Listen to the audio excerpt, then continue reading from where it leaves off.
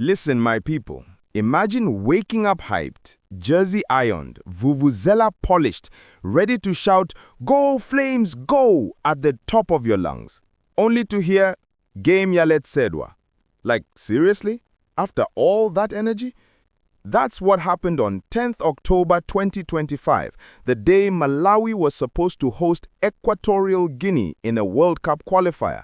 And trust me, the drama that followed made even telenovelas look humble. Welcome to GlobalPulseNewz, your plug for unfiltered sports talk, where we don't just recap the news, we break it down like halftime analysis, with passion, facts, and a bit of street fire. Tien nazo. The build-up was crazy. Fans were ready, social media buzzing, transport routes packed. Bingu National Stadium was supposed to be thunderous. Flames players were in camp, optimistic, talking about redemption after the last run of draws. The opponent? Equatorial Guinea, a tricky side with a history of last-minute surprises. But just as Malawi's hopes were warming up, boom, the announcement dropped like a bad beat. The match is postponed due to unforeseen travel complications. And just like that, everything froze. No kickoff, no anthem, no ululations, just frustration, confusion, and a stadium full of disappointed faces. But my friend, don't think it ends there. What looked like a simple cancellation is actually a story with deeper twists, hidden truths, and lessons for African football. Let's unpack them, fact by fact, because the match might have been cancelled, but the drama definitely played on. Now here's the first chapter of the chaos. Flames fans had their red jerseys on, some even took leave from work. Businesses near the stadium were setting up braai stands, vendors ready to sell roasted maize. This was supposed to be the day. But just hours before kickoff, the Football Association of Malawi dropped the bombshell. The game will not take place. The official line? Unforeseen travel complications. The Equatorial Guinea side reportedly didn't make it out of their capital. Some said it was poor coordination. Others whispered delayed communication. But let's be real. How does a whole national team miss their flight to a World Cup qualifier? That's not a minor hiccup. That's a logistics own goal. On the ground, Bingu National Stadium turned into a mix of disbelief and memes. Some fans joked, "Ena baya ku stadium basi kujama packet," while others just sighed, typical African football drama. Still, FAM officials tried to calm the storm, saying a new date would be arranged soon. Transition hook. And that, my friend, brings us to the real kicker. Because what happened next didn't just question logistics, it tested the spirit of African football itself. So picture this. Reports start flying that Equatorial Guinea didn't just miss the flight. They refused to travel altogether. Kumenekondie kutengeka ni pride. According to several news outlets, their federation claimed they were informed late about the fixture timing, meaning if they traveled, they'd land just before the game. No warm-up, no rest, no nothing. Sounds suspicious, right? Some say it's just excuses. Others point fingers at CAF's communication breakdown. Either way, a professional team deciding, we'll skip the game, is no small thing. It's like your opponent forfeiting a boxing match because their gloves arrived late. Fans online went wild. Some supported them. At least they stood for fairness. Others roasted them. "You can't fight the Flames by staying home, Bwana."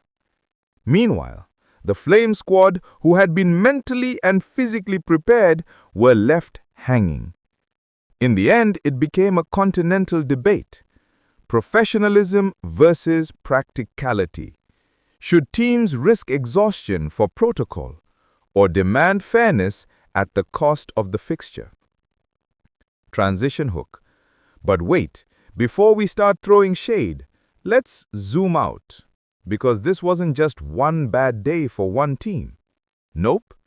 It exposed a whole web of problems that African football's been dancing around for years. You see, my brother, football in Africa is like a family event, full of love, passion, and chaos. Behind the scenes, the drama isn't always on the pitch. It's in the paperwork, travel bookings, funding approvals, and federation politics that make even a simple fixture a mountain climb. The Equatorial Guinea situation pulled back the curtain on a recurring issue: poor coordination between federations, weak communication from CAF, and logistical systems that depend on miracles more than planning. Some officials blame airlines, others blame late updates. But the truth is, it's about accountability. Let's be honest, we love our game, but sometimes the management acts like it's 1990. Schedules shift, emails vanish, and suddenly the dream match becomes a waiting game. Meanwhile, players and fans pay the price. What makes it sadder is that it's preventable. With today's tech, planning should be tighter than a Flames defense under pressure. Yet we still see travel mishaps, missed connections, and confusion like it's part of the show. Transition hook. And while the boardroom was fumbling, you know who caught the worst hit? The ordinary fan, the one who sacrificed time and kwacha just to support their team. Let's talk about that next. Now, imagine this. You've been hyped the whole week. You buy your ticket, plan your transport, and you're already picturing yourself in the stands, vuvuzela in hand, flame scarf around your neck. Then, bam, game canceled. No match, no noise, no joy. And what's worse? Silence on when or how you'll get your refund. That's exactly how it felt for thousands of Flames fans. Some had queued for hours to buy tickets. Others used their last cash just to make the trip. When the cancellation news hit, social media went into meltdown. People were angry, and rightly so, because football is not just about 90 minutes of play. It's about the energy, the community, the escape from everyday hustle. And yet, time and again, Malawian fans are treated like an afterthought. One fan tweeted, "We deserve better than surprise cancellations. Siza manyazi easy." Another said, "Tito koze, koma diza bweza ma ticket tawiyanji." That's the question still echoing. FAM did promise to review refund procedures and manage future ticket sales more transparently, but credibility takes a long time to rebuild. Fans are the beating heart of the game, and when that trust breaks, even the strongest team spirit feels the crack. But trust issues don't just end with the crowd. Even the Flames themselves were left bruised, not physically, but mentally. Let's talk about the toll behind the scenes. When a game is canceled last minute, it's not only fans who suffer, it's the players too. Imagine being in camp for weeks, sweating through training, practicing set pieces, only to hear game yata. It messes with your rhythm, your adrenaline, and your belief. The Flame squad had been grinding. Some players called up for the first time, hungry to prove themselves. This was their stage. Coaches had strategies laid out, formations tested, and then silence. No whistle, no kickoff. Psychologically, it's draining. Footballers are creatures of routine. They build emotional energy leading up to a game. When that energy has nowhere to go, frustration sets in. One player told a local radio, "Dimango kalabasi, dalibe direction, zima tipoteka." You can feel that pain because this isn't just sport, it's their dream. The cancellation also broke their competitive momentum. In international football, rhythm is everything. Missing one fixture can ripple into the next. Form drops, chemistry weakens, and the mental focus begins to fade. It's like training to run a marathon, only for the race to be postponed mid-sprint. The body might rest, but the spirit, it stays restless. And just when you think that's the end of the drama, boom, into FIFA and CAF, because every canceled match has paperwork, politics, and penalties chasing behind it. Now this is where the story turns official, the FIFA angle. When one team fails to show up for a scheduled World Cup qualifier, it's not just bad luck, it's a technical case. FIFA regulations are clear. If a team withdraws or doesn't appear without valid reason, it can face sanctions, fines, or even point deductions. Equatorial Guinea already had a shaky record with FIFA. Remember the 6-point deduction early in 2025 for fielding an ineligible player? Yep. So when this no-show happened, everyone was watching closely. Would FIFA issue another penalty? Would CAF reschedule a match or award the victory to Malawi by default? As of now, discussions are ongoing, but it's a high-stakes situation. A technical forfeit could boost Malawi's standing, but that's not how any team wants to win. Flames coach Patrick Mabedi reportedly said, "We play for pride, not paperwork." Classic line, straight from the heart of a competitor.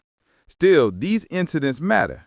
They affect world rankings, tournament seedings, and even sponsorship trust. If Africa wants to level up in football administration, these are the kind of chaos moments that must be eliminated for good. And speaking of leveling up, this problem is way bigger than one canceled game. It's a mirror reflecting something much deeper in African football. Let's not sugarcoat it, guys. The issue here isn't just travel delays or one federation's blunder. It's a whole system that needs fixing. Africa's football structure, from grassroots to top-tier management, is like an old bus. Still moving, but every turn makes you pray the wheels stay on. There's a lack of professional management, poor funding, political interference, and limited oversight. Everyone wants glory, but few want to build solid foundations. Matches get scheduled late, communication collapses, and transparency, sometimes it disappears faster than airtime on a bad network. But we can't keep blaming the system without doing something about it. Countries like Morocco and Senegal are showing what's possible when investment meets discipline. It's about leadership that understands football isn't just sport. It's economics, diplomacy, and national pride rolled in one. Malawi has potential. We've got talent, passion, and fans who never stop believing. But we need the structures to match that energy. If FAM, CAF, and the Ministry of Sports pull together, we can move from chaos to consistency. Because football in Africa shouldn't depend on luck. It should depend on planning. And trust me, we're not done yet. The Flames may have lost a match day, but there are lessons, opportunities, and a roadmap waiting ahead. That's in part 3. All right, now that we've seen the mess, let's talk cleanup.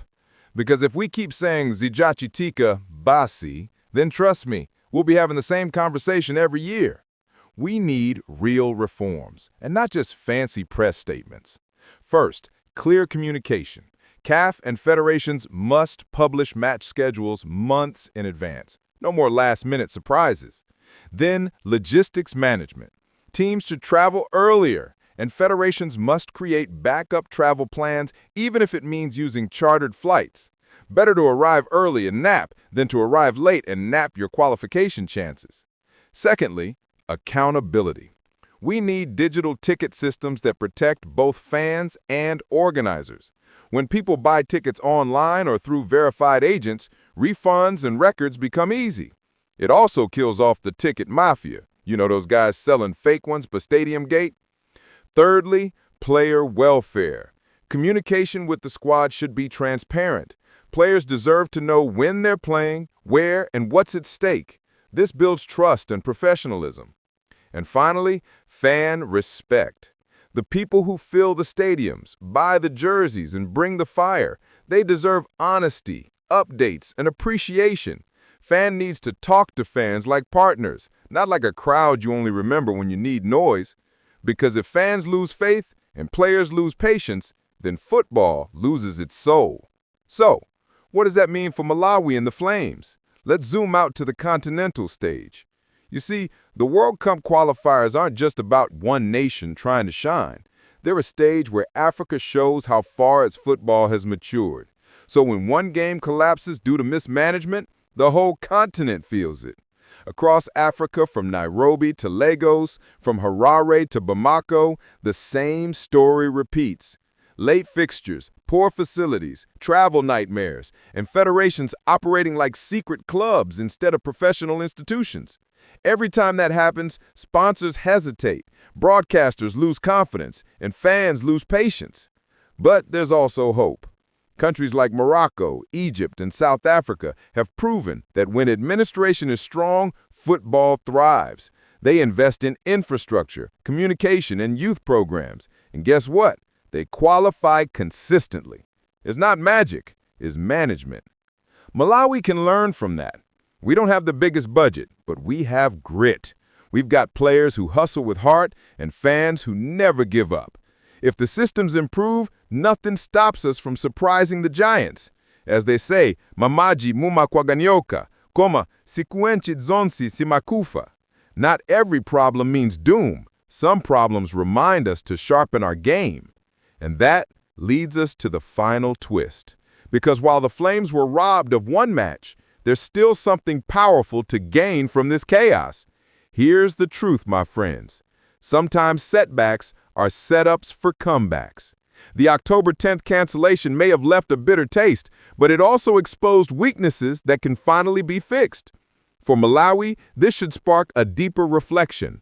Are we ready to handle the pressure of consistent international football? Are our systems strong enough to manage logistics, ticketing, and public communication without losing trust?